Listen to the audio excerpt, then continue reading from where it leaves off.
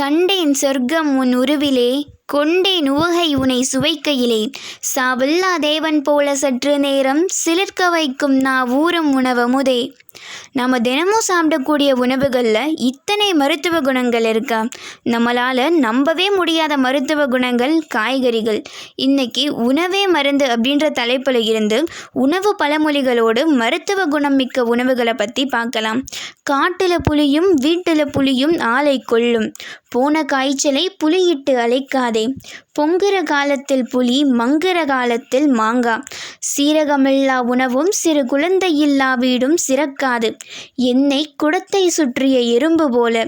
தன் காயம் காக்க வெங்காயம் போதும், வாளை வாழ வைக்கும். உண்ணா நோன்பு ஆயுளை குறைக்கும். அவசர சோறு ஆபத்து.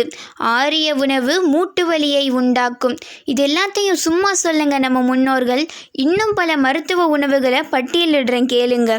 இறப்பை புண்ணுக்கு எலுமிச்சை சாறு, இரத்த கொதிப்புக்கு அகத்திக்கீரை, இருமலை போக்க வெந்தயக்கீரை, உஷ்ணம் தவிர்க்க கம்மங்களி, கல்லீரல் பலம் பெற கொய்யாப்பழம், குடல் புண் நலம் பெற அகத்திக்கீரை, கொலஸ்ட்ரால் குறைய பன்னீர் திராட்சை, சித்தம் தெளிய வில்வம், சிறுநீர் கடுப்புக்கு அன்னாச்சி, சூட்டை தணிக்க கருணை கிழங்கு, ஜீரண சக்திக்கு சுண்டைக்காய், தலைவலி நீங்க முள்ளங்கி சாறு, தேனுடன் இஞ்சி இரத்த தூய்மை, பூண்டில் இருக்கும் பென்சிலின் சக்தி, மூலநோய் தீர வாழைப்பூ கூட்டு, வாந்திக்கு மருந்து மணத்தக்காளி, வாத நோய் தடுக்க அரைகீரை, வாய் துர்நாற்றம் தீர்க்க ஏலைக்காய், பருமன் குறைய முட்டைக்கோஸ், பித்தம் தணிக்க நெல்லிக்காய்.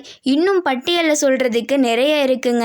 இன்னொரு வாய்ப்பில் இது எல்லாத்தையும் சொல்ல முடியுமான்னு தெரியல. உணவு தான் நமக்கு மருந்தாக இருக்கணும், இல்லைனா மருந்தை நாம் உணவு மாதிரி சாப்பிட்ற நிலைமை உருவாயிடும்.